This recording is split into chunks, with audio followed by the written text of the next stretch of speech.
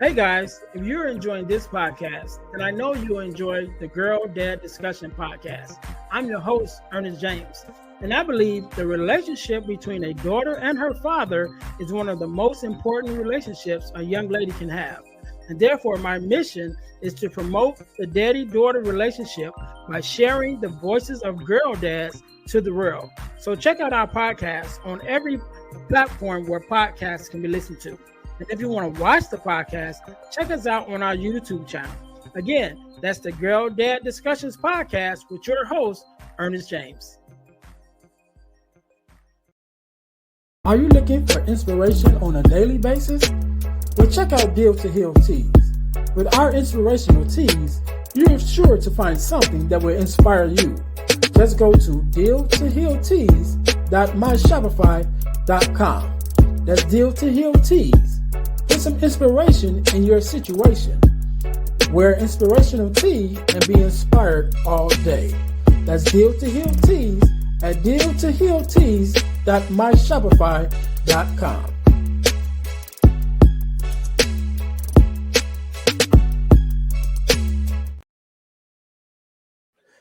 Hey guys, this is Ernest James, host of the Deal to Heal with E. James podcast, and I got a question to ask you. Could you buy me a cheeseburger? Better yet, could you buy me a value meal? Yes? Well, guess what? I don't need a value meal. However, for the cost of a value meal, you can support this podcast to keep us on the air. Just go to Patreon/Deal to Heal podcast and choose any one of the 3 tiers that's available. And if you just want to make a one-time donation, go to Cash App and make a donation to $EJames, the number 418. Make a one-time donation to the Cash App, or again, go to Patreon to support this podcast and keep us on the air. Thanks in advance. Be blessed.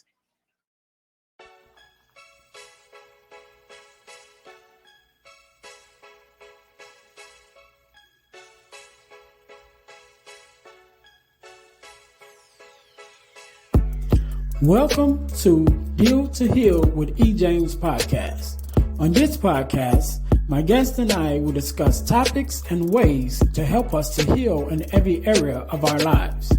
I believe that everyone can live a life that is happy, healthy, and whole. So I'm on a mission to help people to deal, heal, and fulfill. Deal with your problem, heal from the pain, and fulfill your purpose. Thanks for tuning in. Let's get to it.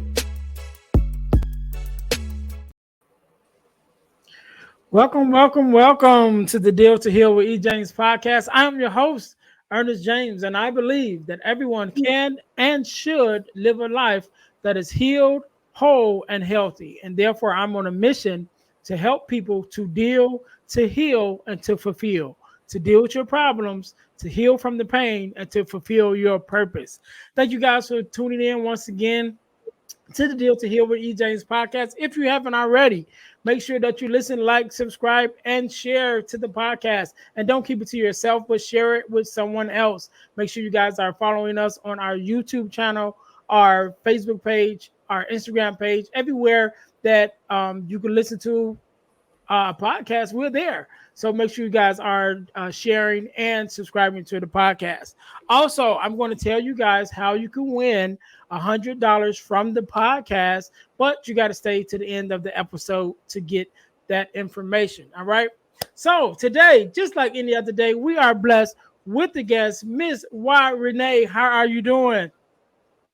I'm good, sir. How are you? Thank you for having me. I am good. First of all, I want to say thank you for being here. You could have been doing anything else, but you took out time to be here with me and my listeners, and I definitely appreciate it. I want you to know that. So starting off, do me a favor, introduce yourself to my listeners and tell us who you are and what it is that you do. Well, my name is Renee, and I am from the great city of Chicago, Illinois. I am an author, coach, speaker. And also, let's see, what do? I do a lot. Oh, Ernest, that's a hard question. No, just I do work for a government entity, though. It's my 9 to 5, even though eventually I pray to be off of it because I do enjoy what I do. I am the author of 2 books, both international bestsellers. I coach. I'm a life coach. and meaning that I coach people through triggers of trauma also, but I'm also a speaking coach.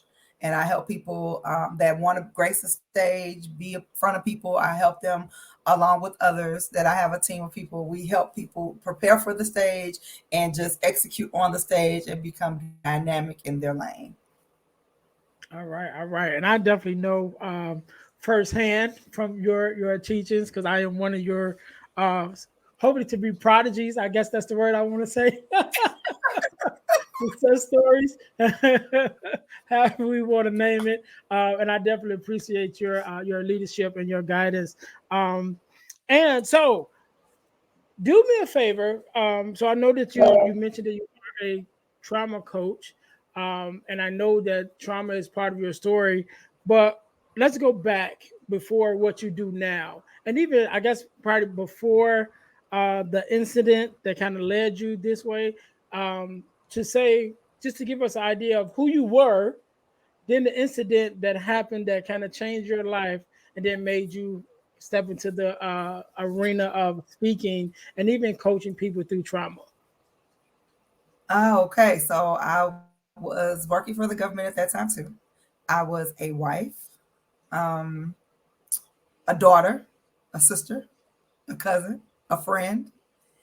I enjoyed doing most things like average women do, dates, movies, cooking, cleaning for the most part.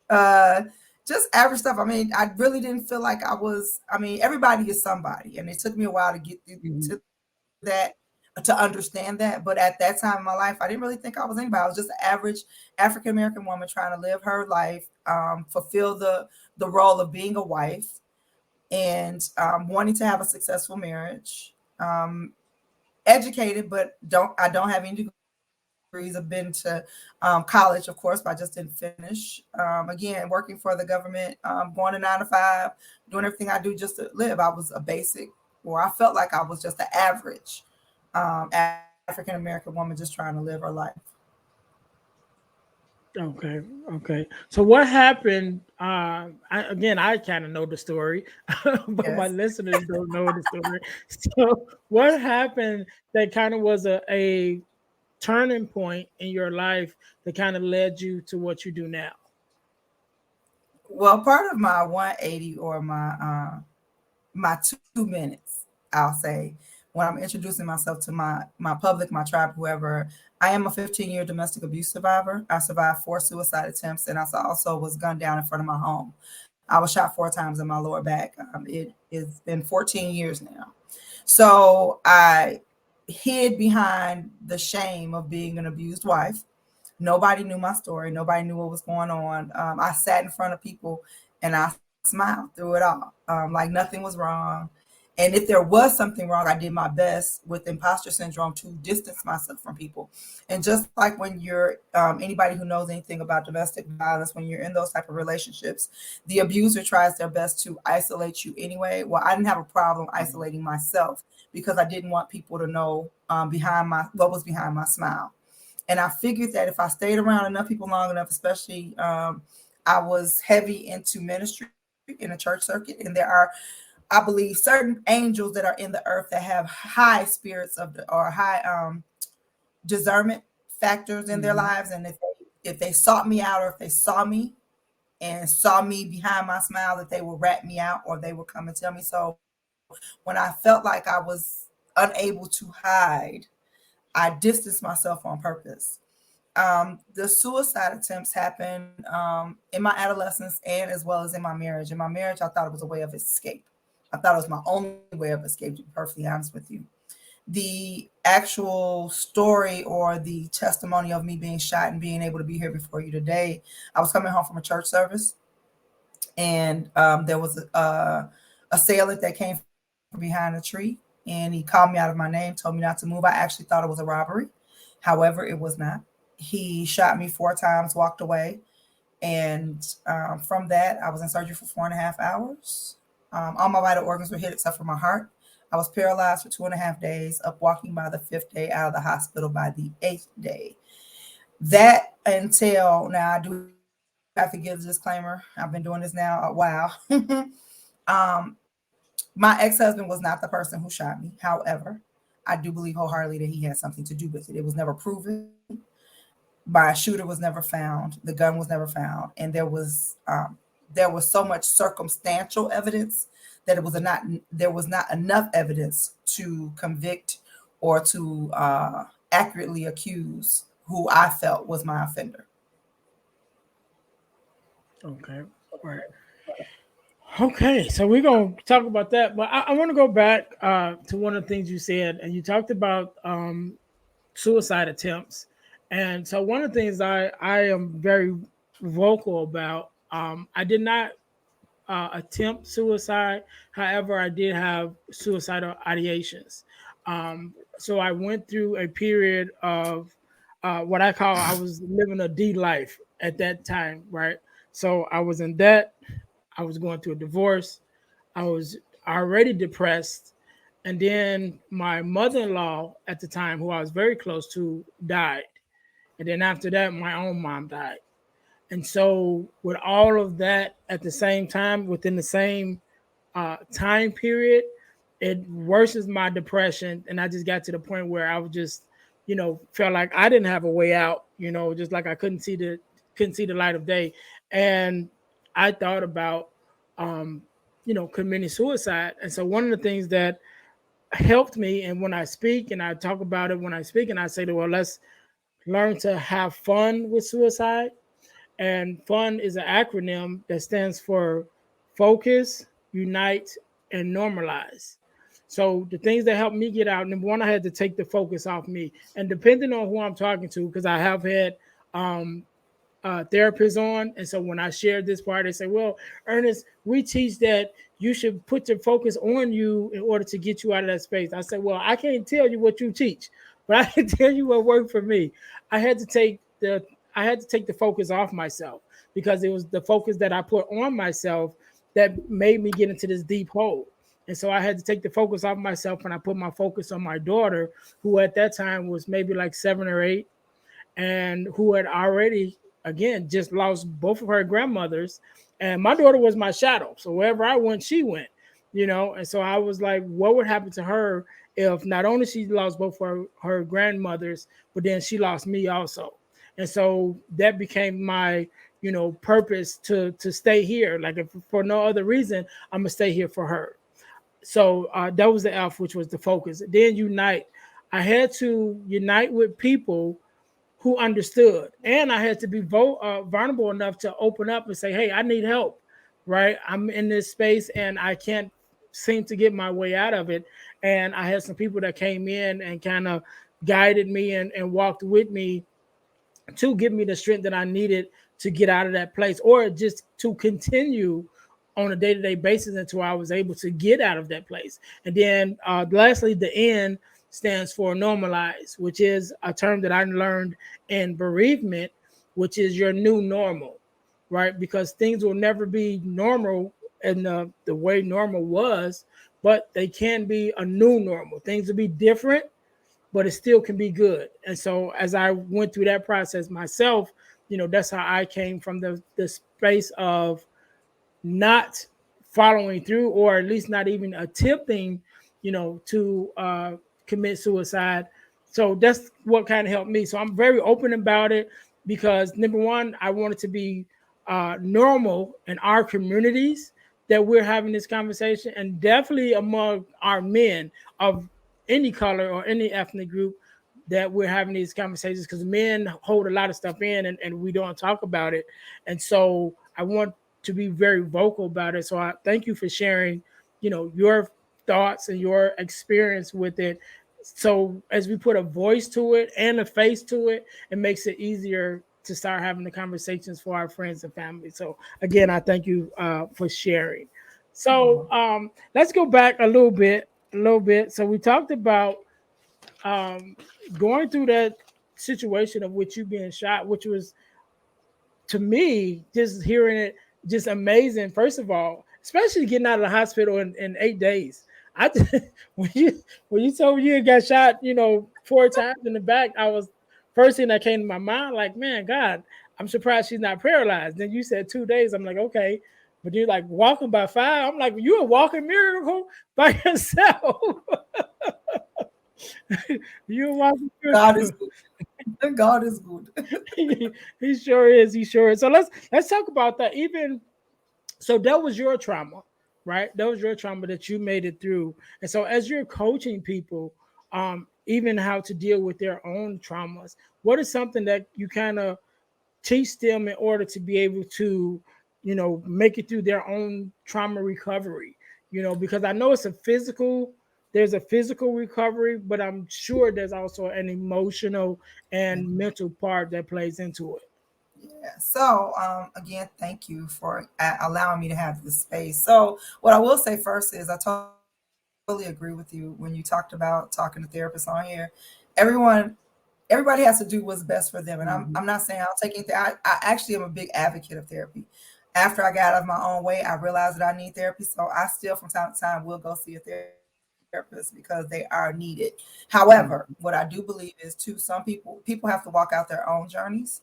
And what may work, what the therapist gives you may or may not work. And if it does not work, do you stay stuck and not try to figure out what works for you, or do you just keep doing what they're doing and it's not working, and you find yourself falling deeper into the place that you don't want to be in? So again, I give all kudos to therapists. I think you all rock. You all are amazing, and I'm a big advocate for you all.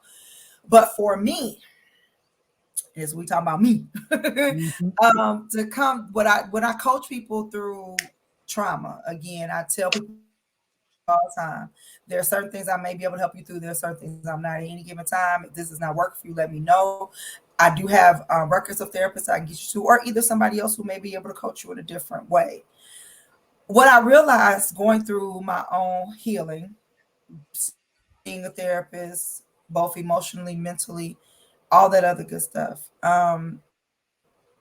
that I had to realize that one thing I could not change is the fact that the trauma happened. The trauma happened. There's nothing you can do to change it. It's a part of your history. It's part of what happened. However, it's not the trauma that keeps people in a place called stuck. It's not the trauma that has you feeling that you're at your wit's end or that you're at your very lowest point. It's the triggers that are associated with the particular trauma. And we have multiple traumas throughout our lives. I mean, we could right now I can tell you one of the biggest traumas everybody had to face within the last 2 years was COVID. Period. Mhm. And how Yep. everybody deals with COVID is very differently. There are people who have come out of COVID feeling the same way they went into COVID. Oh, this ain't nothing. I don't care nothing about it. I wore my mask. I ain't wearing no mask no more now today. Mandatory. No, I ain't getting no shot. Yada yada yada. Then have those people who are, for lack of better words, and I don't mean to be disrespectful, paranoid about everything. They're hypochondriacs. They feel that if somebody breathes on them the wrong way, they're gonna catch something. If somebody walks past them the wrong way and they have something, they're gonna catch it as well. So you still have those people out here who are constantly wearing their masks. Now they may have some underlying health issue that I have no clue about, but there are people out there that are still extra. Now there are people before that were OCD. Now there are people that are extra OCD. Everything is a wipe down. If you sneeze around them, they be like, "Oh, you got COVID." If you clear your throat with a cough, you got COVID. So there's always going to be an extreme, a low, and then there's the in between. So when it comes to the triggers, um, you have to identify what the triggers are first. So for me, I'll use myself as an example. I got shot in front of my parents' house. Gunshots, of course, trigger. Fireworks, trigger. Certain times of the night because I got shot in the dark, trigger. The month of December when it happened, trigger. November when I mean October when I got put out of my house that led up to all of the circumstance or all of the situation that happened in December, trigger. What do I do during those times? I can honestly admit during the first few years of everything happening, dates triggered me. I would lock myself in my room, would not come out, would not answer my phone, would not do nothing, would definitely take the medication that the doctor was giving me for anxiety and dope myself up so I could sleep through the day. Definitely. Mhm. There were times when I first had to come home before I moved out of my parents' house because I had to wait for my divorce to become final before I moved. I didn't want to move with my married name. So if it was nighttime, my mother stood in the doorway and waited for me to come in if I told her to come in. So I call her when I come around the corner. She stood in the doorway. If my parents were not at home, or if it was really, really late and they were sleeping, I didn't want to disturb them. I had friends who were willing to get up out of their bed, meet me at my house, and made sure I walked in my house just so I wouldn't be triggered. So, how have I overcome some of the triggers? They're still there. It's just exercises that I do or I learned how to do to kind of push myself through them. I do a lot of breathing exercises. Um, I didn't think I was meditating, but some people tell me some of the stuff that I do, meditation helps. For a while, I was medicated. I will say that. I'm also a big advocate of medical marijuana because that helped me when I got tired of taking pills. Because I also know this medication that they have, that the doctors they practice medicine on us because it's called a practice for a reason. They're practicing medicine. Some of these medications, I believe the side effects were affecting my kidneys and they were affecting other organs of my body. So I cut myself off of them immediately, but the anxiety didn't go right away. So I began to look into medical marijuana and the benefits of it. So I'm a big advocate for that. If it helps you, if it don't worry about it. Journaling helped me a great deal. I've always been. I'm not a writer, even though I have two books. I won't call myself a writer. However, when there are certain emotions and feelings that you need to get out and you just don't want to express yourself to a family member, friend, or a loved one, you could always write your thoughts to God, and nobody has to see them but you and Him. Whether you yelling, screaming, whether it's a page full of tears because you're crying the entire time, either way it goes, that release is amazing. So when I coach people, journaling is one of the biggest things I give them. Secondly, I also help them or I tell them always look. YouTube University is one of the best things that they ever created. If you feel like you can't afford to go somewhere and get something, trust me, it's on YouTube University. Just type in what type that you're looking for, and even if you only get 5 minutes of a teaching, you got a teaching. So they have different people on there that teach you different breathing exercises. I worked out for a while to take off the edge because again, I'm coming out of an abusive relationship. So what also triggers me is red flags trigger me. And sometimes because I could not be the aggressor in my relationship because of what was going on, I found myself being more aggressive outside my relationship and then sometimes taking it on people that didn't deserve my aggression. So I had to learn to go to the gym and work that stuff off. That helped me. So just and then talking about it. I offer my clients or my mentees a safe space to be able to open up freely, vulnerably. If they want me to record it for a later date for them to have it for themselves, by all means I do. If not, then it stays between us and whichever method of communication that we use, whether it be in person, whether it be via the phone, or whether it be via like StreamYard or Zoom or something like that. So those are the things I really do. But it really big on talking because, like you said, especially with men, we as a community, people, color, we hold stuff in. And we've been taught from a very young age for over 400 some years now. It's probably closer to 500 because we always say 400, but I believe it's more years than that now. But over 500 years, we were oppressed. And when we came out of the oppression, we were told that we were too strong to be vulnerable or weak. We were too strong to cry. We were too strong to show emotion. We were too strong to know how to lean on each other for support. And I think, unfortunately, and this is a little sidebar, the reason why the society is turning the way it is because for so long we were too strong for our own good. We don't know how to capitalize or either express our emotions. We have a society of African American men that are being incarcerated at high rates because they too don't have anybody to talk to. They don't have anybody to let their emotions out to. They've always been taught be strong, don't cry, be a man about it, yada yada yada. And at the same time too, that's been detrimental and hurtful.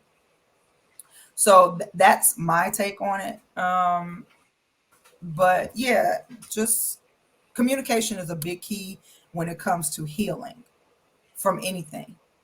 So I'm really big on communication and journaling.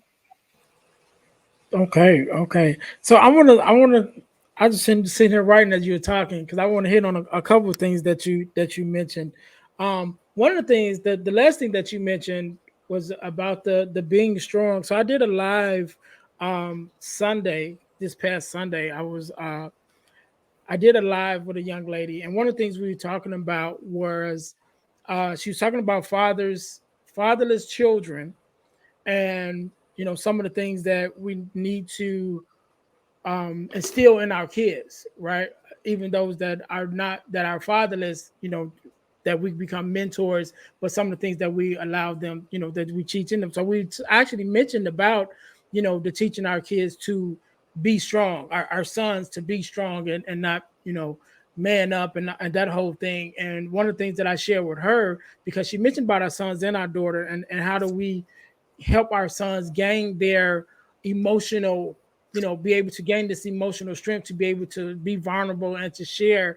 And I said, well, first of all, we definitely have to stop telling our sons to man up, to be strong and to not show emotion, but teach them to show emotion.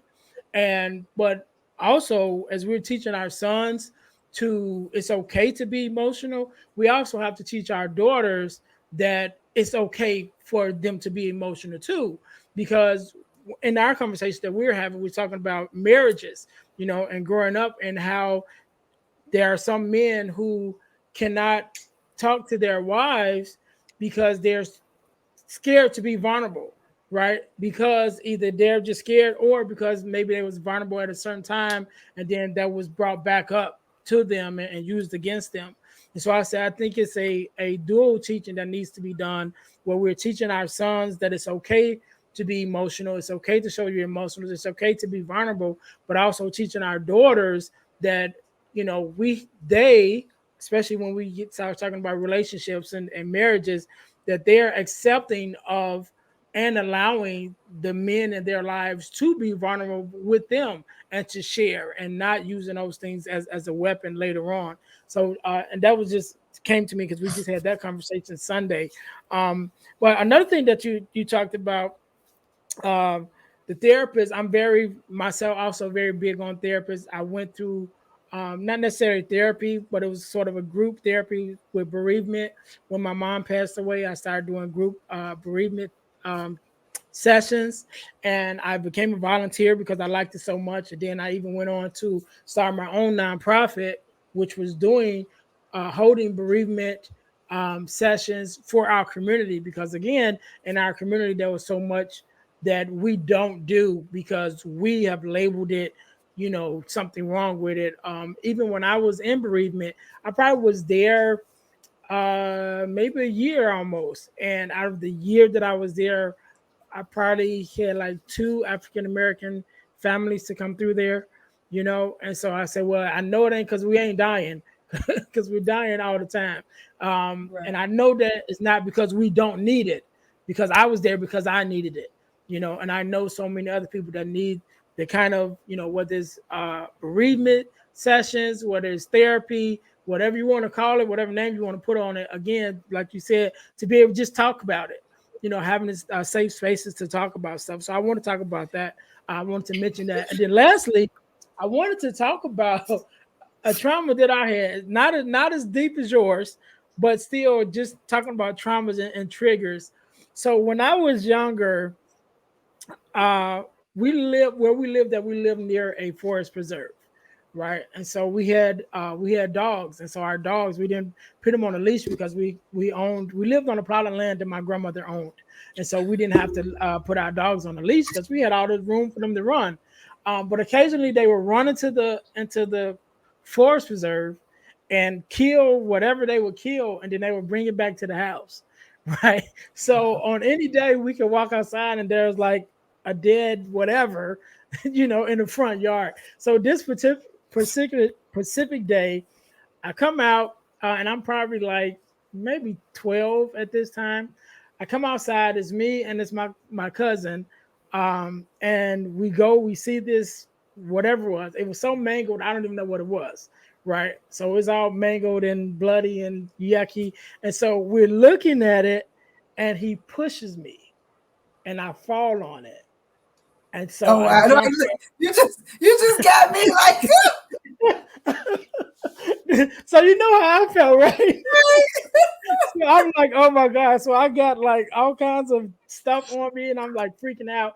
Anyway, so I run in the house. Of course, I take all the stuff off, whatever, do all that. Years later, years later, now I have a hold on it.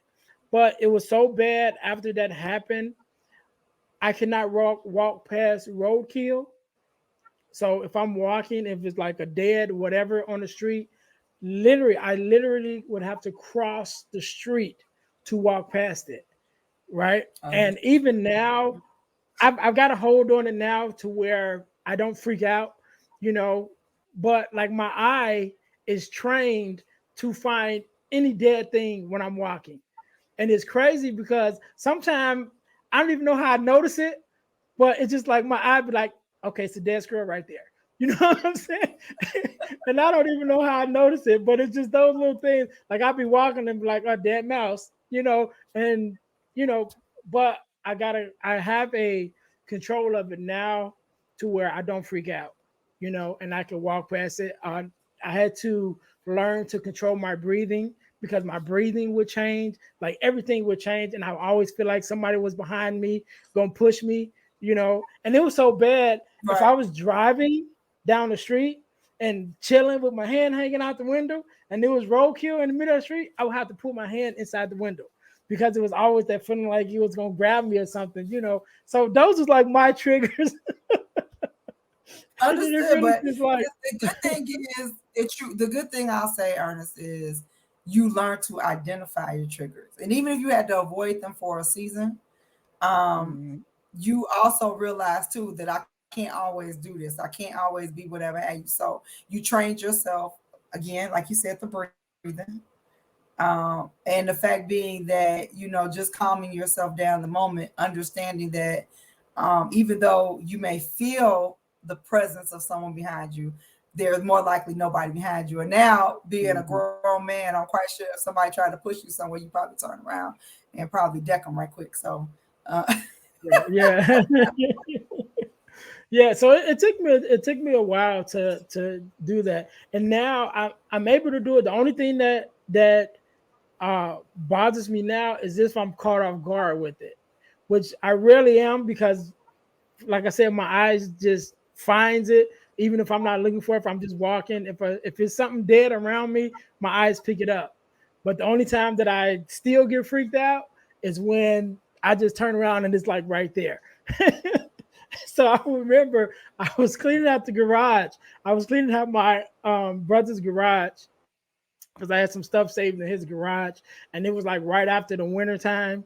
And I don't know where the squirrel, maybe he was trying to hide or whatever, and got stuck in the garage and got froze. And so I'm cleaning out stuff out the garage, and I move a box, and there's like a full, and it wasn't mangled or anything, but it was dead. It's just like a full squirrel, like right there, and that just like that freaked me out real bad. I would have got my nephew like, nephew, I need you to come get the squirrel. I'm like, I need you to come get the squirrel out the garage. But again, learning to deal with those things, and like you said, acknowledging those triggers and making the adjustments to be able to deal with them. Again, with me controlling my breathing, being able to notice, train my eye. I don't know if I trained it or it just trained on its own, but train my eye to see it before I'm surprised by it. So if I see it, then I know it's there. Then I can, kind of brace myself and move on without getting freaked out about it. But yeah, that's just some of my traumas I'm still dealing with. But before we go, I know you mentioned that you are the author of two books, and I will call you author because you wrote them. So do me a favor, tell us about the books and where we can get them at.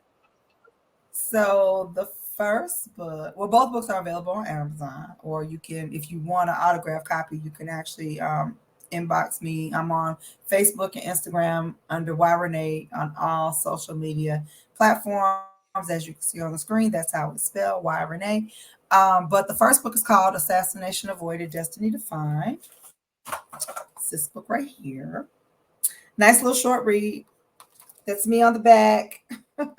It's about my story of surviving being gunned down and surviving years of abuse from my ex-husband. For a while, I wouldn't say my ex-husband because I was afraid of backlash and didn't know if he would try to retaliate, didn't know if he would try to say defamation of character, things of that nature, and try to come after me. However, God revealed to me that right after he put me out of our home, that he began to tell people that he was afraid I wouldn't come back because he had been abusing me. So you opened the door to allow me to use your name and just not a partner or somebody who I was with. So that was it. But that's and it gives in the back of the book, because any self-help book, you know, you have your stories, you have your introduction stories, and you help people get through or see how you got through. But at the end, you always should give them something to take away from it. So in the back, I use street signs.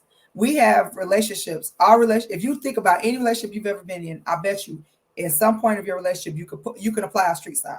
Whether you need to stop and come out of it, whether you went down a one-way street, you had no business, whether you knew this relationship was a dead end, or you had to use caution because of yellow. So in the back of the book, I pick, I think, 6 or 7 signs that you could relate to your relationship and also, or to the signs of domestic abuse. And then also in the back, there is also a directory of all the all throughout all 50 states, the numbers to coalitions in each state for domestic abuse and the National Domestic Abuse Hotline. I never really got to write a book about my attempts at suicide because, unlike you, um, I I didn't have a why to keep me around. I really wanted to stop myself from living, and the times I attempted the irony of it, or the things that I try to bring light when I tell my story, because my story can be very harsh in some areas, it can be very dooming. But as you know, Ernest, by being in my presence, I try to make light to it, to not to take away from the fact that it happened or the severity of it. However, Mhm. just to let people know that I have moved past it, and if I've gone through something and moved past it, you can as well. So with the suicide part, when you mentioned earlier, for me, I attempted 4 times and failed miserably. I tell people all the time I suck at killing myself. Like, I don't even know why I even tried. Like, I'm a failure. If I haven't failed at anything else, I failed at killing myself. Nothing worked. And I mean, A great failure at that. I'm a great failure. Great And my failure. thing is, most people tell you, like, that, well, that's a good thing. I don't know. Because my thing is, when people go to the lengths of trying to take their own lives, it's a reason behind it. Whether you agree with the reason or not, Mhm. is something that's deep inside that Yep. person. And then for that person, because I'm not the only person who's attempted and survived, that person to Mhm. attempt, survive, and wake up and you still alive, nothing pisses you off more. So by the fourth time, the 2 times I tried in my marriage, because I figured that was my only way of escape. By the fourth time that I tried in my life, and I just told God, forget it. Apparently I ain't doing this right. I don't know what I'm doing. I'm too chicken to hold a gun to my head because I don't want to die painfully. I just want to go sleep and I wake up. Mhm. I just didn't understand what was going on. I mean, I took everything you could probably imagine over the counter. The only thing I didn't do was probably like sleep in a car or something, because I felt like if I slept in a car, somebody's always, my ex-husband was always looking for me. So I couldn't like just disappear and go in a car somewhere because I'm always being looked for. So I figured I would be found still in time for you to save my life. So that was a no-no. So um but the humor in that is I knew that I had purpose in life, because again, if I felt miserably 4 times at trying to take my own life, and then some Mhm. ninja had the audacity to try to take my life, and they in turn shot me 4 times, and I'm still here, there's apparently something I'm supposed to be doing in the earth, and I need to figure it out and get Mhm. it together before. Yeah, that's all I got Yeah. for y'all. Need to figure out and get together. Yeah. So I believe working. I'm working to walk out my destiny. I'm working to walk in purpose and do the things I'm supposed to be doing. So this book which is my segue to this book. It's called When Did I Stop Loving You? It's an ode to self. It's actually interactive as well. You actually can write in this book. But this book was, I found myself at one of my lowest points. And I got to the point again not too long after surviving being shot. I wasn't necessarily suicidal, but as my best friend said, because we all have these moments and we think about it. Um, I wasn't necessarily suicidal, but if I didn't wake up the next morning, I don't think I would have cared. I wouldn't have known, but I don't think I would have cared. And I mean, people will miss me, but as time moves on, my presence will be felt where it's supposed to be felt. But I think that everybody will survive. It's not like nobody's gonna kill themselves because I was gone. At least that was my thought process about it. So this book was me learning to love myself all over again, understanding myself all over again, having those difficult conversations with myself about myself all over again. And it's helped quite a few people. I think I'm proud of both my books, but I'm kind of more proud of this. And this is the one that truly isn't getting the recognition that it needs, because it's really a really good book. Again, it's not about just me. And as you know, it's alter ego. This is my bad self. I mean, my down self. And this is me, almost imposter syndrome, but like really looking at myself like, girl, what you doing? Come on, get yourself together. This is what we supposed to look like. We ain't supposed to look like this. This is what we supposed to like: being happy, being beautiful, glam, face on glam, clothes just out the box and all this other stuff. So this is my baby. I love her. Yeah. So those are my two books. Okay. So before we get out of here, I wanna touch on one thing that you mentioned when you were talking about when a person attempts to take their own life, it's because they don't feel they have a way out, and it's not for you to agree, right? So I often talk about, when I talk about my experience, I talk about my mindset of people who have tried or have committed suicide before I was in that place, right? Because before I was in that place, I always thought like, okay, it was a selfish act because you stop your pain, but the pain doesn't go with you. The pain just transfers to the people that you leave behind, that love you, your loved ones, people that you care about. And so I always kind of thought of it as a selfish act, as a way of you not dealing with whatever it was that you were trying to escape from, until I found myself in that place where now I'm depressed. Now I'm going through a divorce. Now my mom has died. My mother-in-law at the time, who I was very close to, have passed away. And I'm going through all this. My depression that's doubled because of all of these things. So now I found myself in this dark place, which gave me a new, definitely a eye-opening view of Perspective. what it's like to Perspective. feel hopeless. Yeah, Yep. what it's like to not feel like you have no way out. And so I just want to talk about that because I know there are some people who maybe still have that mindset that I had, but was not fortunate or unfortunate enough to go through a season to where they understand it. You know what I mean? And so I just wanted to mention Right. that. I feel the same way you do, like beforehand. And well, I guess it's a catch-22. Mhm. I felt like it didn't matter. If I felt like I want to take my life, I want to take my life. It's my business. It's my perspective.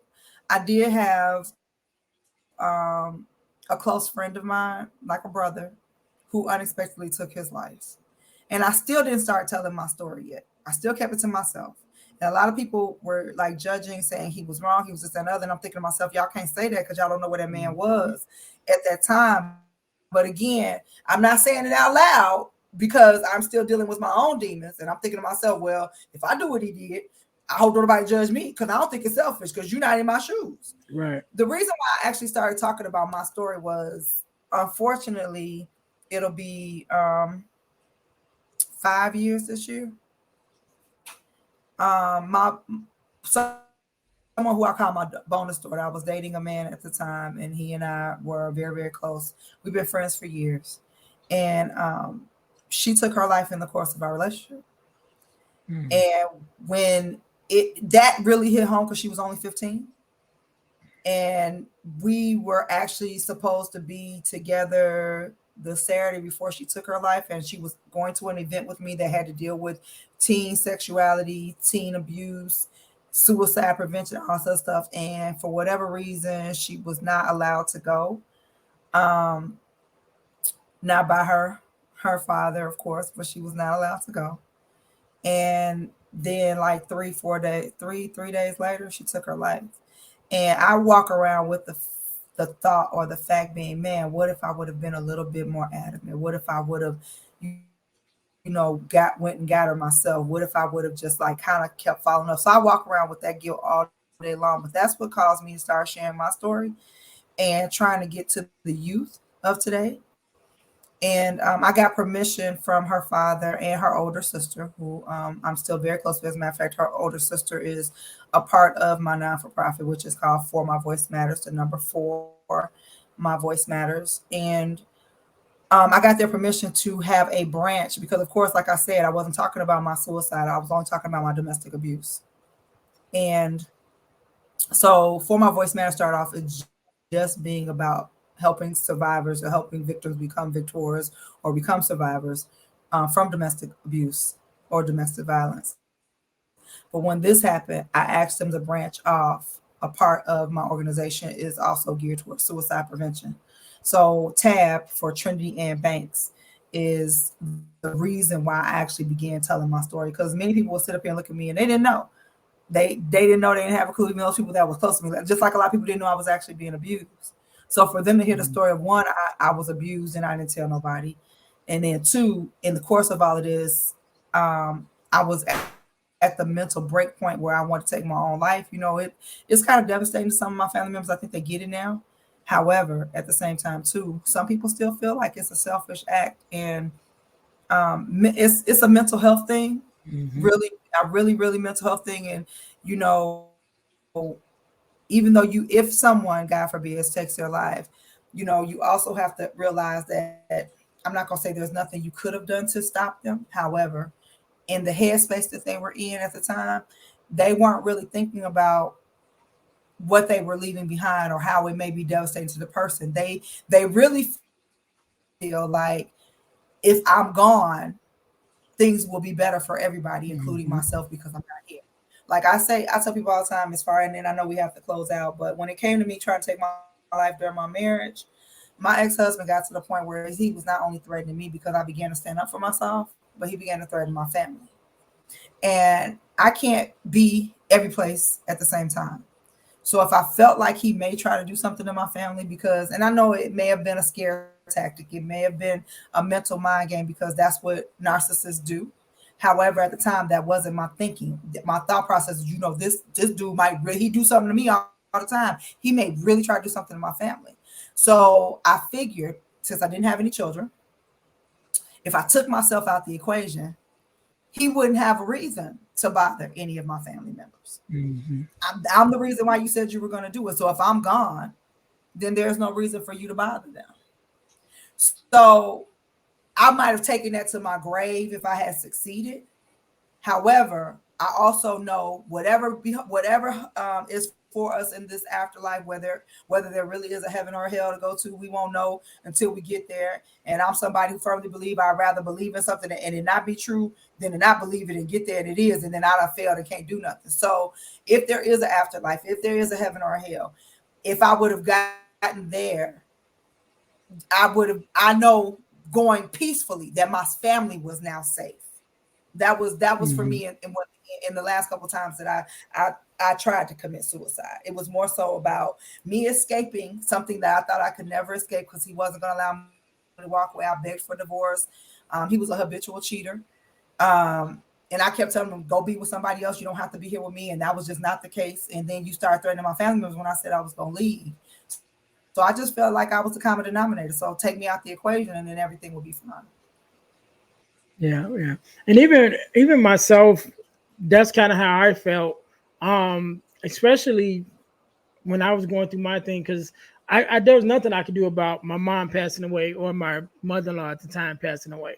But the fact that I was in debt, I was going through a divorce, all of that. I'm like, I got life insurance. If I'm gone, my daughter gets some money, and everybody be all right, and I ain't got to worry about nobody taking care of me or be a burden, because I end up moving out of the house that I lived in and stayed with my sister for a little while. Then I end up moving in with my mom, and staying in my mom's at the basement, so all of that stuff was going on. And so again, I had those same thoughts, like, what, if I'm just go out the way, then that just takes care of the problem for everybody.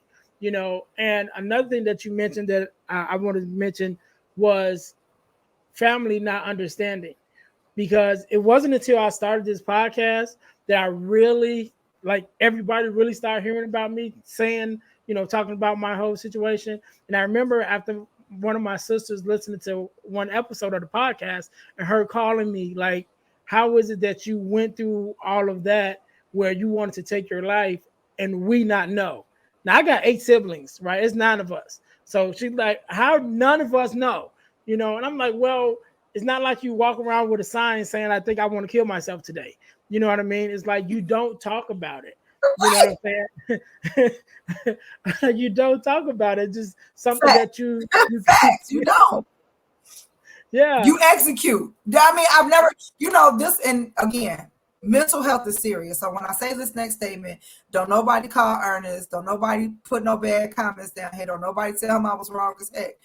I'm not saying that people aren't looking for help or they're not looking for attention.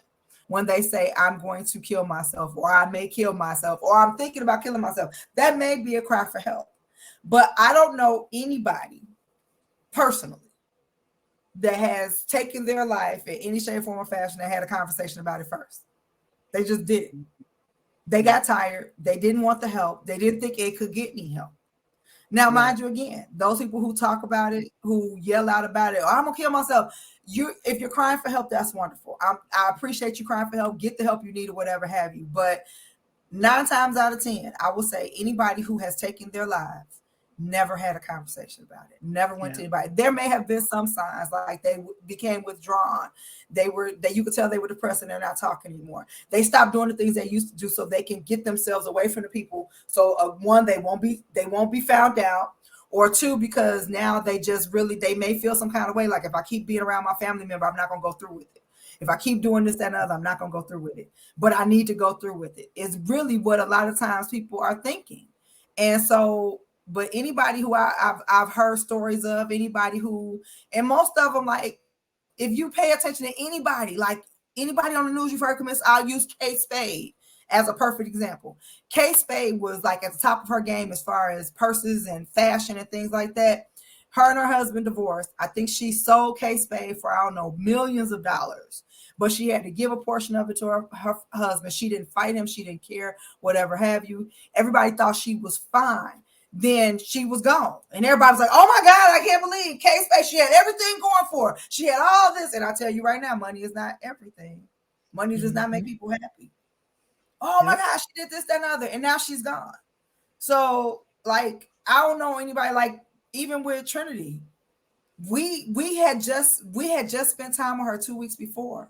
She was excited about going to like one of those Sadie Hawkins dances where where you have to invite the guy or invite whoever you're going with.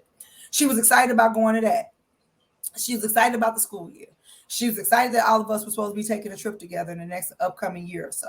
So by looking at that, I had no clue. So when it happened, it was even more devastating because, again, you were just making plans, which is something else that they will do to throw you off. You were making plans to be with family. You were making plans to do this, that, and the other. You were making plans. Now, within my hearts of hearts, I honestly believe that she didn't do it on purpose. I believe it was accidental. I think she did something, and by the time it happened, she couldn't correct it. It was too late. So I really, when people say, well, I think that it was an accidental cry for attention. That's what I was saying. And it ended tragically. But I don't know. I don't know any story. If you call anybody, even what other famous person? I'm thinking of an athlete. The one guy that was from the Ellen show. Stitch. Twitch. Yeah. Oh my God. His name was just on my head. Twitch. Nobody knew. Twitch was he just celebrated his 9th wedding anniversary. Like not even two to 3 days before. He was just dancing on TikTok with his wife. Dude got up, got a gun, went to a hotel room, didn't call, tell nobody nothing. And the only reason why his wife got suspect is because he left his car at home so nobody would be able to find out where he was until he was finished doing what he was doing. They don't have people who really are serious about leaving this world, and I pray daily for people like that with your mental whatever, how you reach out for help. It's not worth it. It's not worth. There is a purpose for you in life. Don't think that because and he was full of purpose, at least I felt. Even though the Ellen show was quitting, he still had talent. Him and his wife could still do wonderful things, and he left little kids, little babies. So my thing is just reach out and talk to somebody. But yeah, nobody really has those conversations. I'm not gonna sit up here and tell you. That's why, and a lot of times too, and again, I know we gotta close this out, but when they say, when you at your job, if you tell people you have thoughts of suicides, that's why they call the police right away. You may not even really be thinking you're gonna do it, but if you even tell somebody you thinking about it, or you got some type of thought, that they calling the people on you right away. And so, but that's why most people they don't talk, they just execute. So you have to really look for actual signs of like withdrawal. If you see somebody like giving away all their worldly goods and not really caring, if you find somebody giving you something that's very, very sentimental to them that they would never give up before, red flag. Red flag. Red flag. Yeah. I want to thank you really for having this conversation. I've had other people on that, I've had this conversation with, but definitely I think this one we've kind of went a little more deeper than I've had in some of the other conversations. So I definitely want to let you know I appreciate you for even having that conversation. Even that wasn't where I thought we were going to go, but I'm definitely grateful, because that's one of the things that I love about having this platform, again, because I want to make it normal for us to have these conversations. And that's what I told my sister when she asked me that. I said, well, I wasn't promoting it like that, but now that I'm on the other side of it, I'm very vocal about it, because I want people to know that they can talk about it, that they can express, whatever it is that they're dealing with, so they don't go down that street, because like you said, everybody don't make it back, back from those attempts. So, Renee, thank you so very much. I want you to have the last word. For having me. Oh, you know what? Wait, before we go, you are a speaker and you do have your own platform. And I would be remiss if I didn't allow you to talk about the Level Up conference. Let's talk about that a little bit.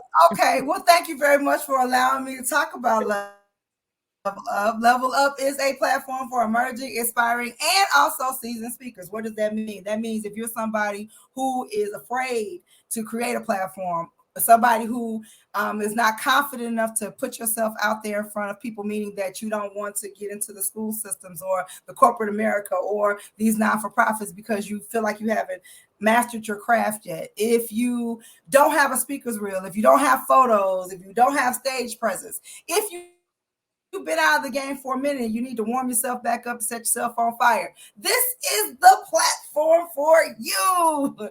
So what I am a speakers coach, and me with a couple of my team members, we help emerging, aspiring, and seasoned speakers have a platform throughout this country.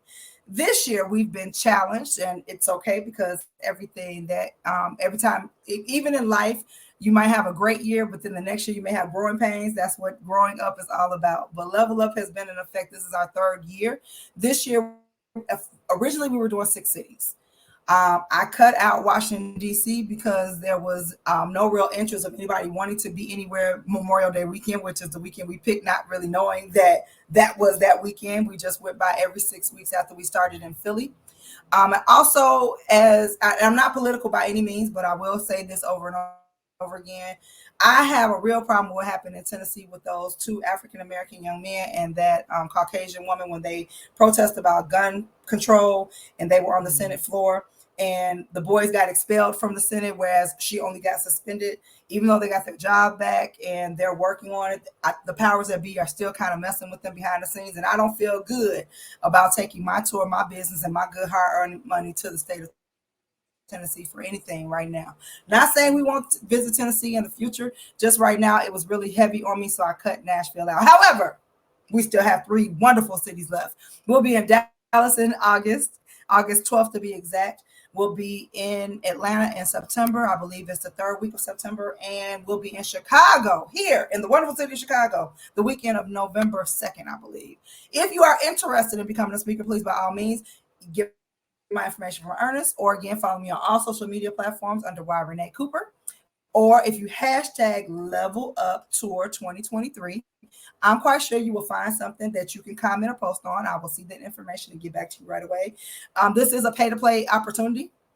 But again, when you pay to play, you do get a nice package for what you're spending. Again, opportunity to be on stage, photos, videos, and actual social media presence. I appreciate you. Thank you again. Ernest is a witness because he was actually in the room last year when we were in Chicago, and he gave us a great review. And because I am honored to be a part of a speaking platform called Next Level Speakers Academy, and I'm the Chicago chapter president, Ernest is a vibrant, viable member of our community, and Ernest is there every month with bells on, giving value and receiving good coaching from all of us coaches that are on stage. So Ernest, again, thank you for the opportunity. I appreciate being on your platform. This has been simply amazing. All right. I was gonna say let you have the last word, but we'll just end it right there. One more thing. Right, so like that's enough. You gonna keep going on because you keep saying one more thing. You gonna one more thing us to get. No, this not for you. This is for the listeners. I gotta tell them how they can get the $100. Okay, good. So I told you guys that see, that's how you know when speakers get together, because we can't stop talking. So I told you guys that I would let you know how you can win $100 from the podcast. You win $100 from the podcast by entering our super subscriber contest. That means you must first subscribe to our YouTube channel, our Facebook page, and our podcast on Spotify. After you've done those 3 things, then text the word WIN, WIN, to the number 866-326-0730 to qualify to win $100. The contest is ongoing and is random, so at any time I can pull a name and it could be you, and you can win $100. And once you're in, you can always win. You don't have to re-up or anything like that. Once you're in, you're always in, so you always have the chance. As long as this podcast is on the air, you have a chance to win $100. So, Renee, thank you once again very much for being on. I definitely appreciate you. To my listeners, thank you guys again for tuning in to the Deal to Heal with E. James podcast, where our mission is to help people to deal, to heal, and to fulfill, to deal with your problems, to heal from the pain, and to fulfill your purpose. So until next time, be blessed. Hey guys, I know you're enjoying the podcast. However, don't forget to join our text line at 866-326-0730. That's 866-326. Thanks for listening to the Deal to Heal with E. James podcast. Remember to listen, like, subscribe, and share. This episode has been brought to you by Deal to Heal Teas. Put some inspiration in your situation. Wear an inspirational tea and be inspired all day. Let's go to dealtohealteas.myshopify.com. Remember, our mission is to help you to deal, heal, and fulfill. Deal with your problem, heal from the pain, and fulfill your purpose. Thanks for listening.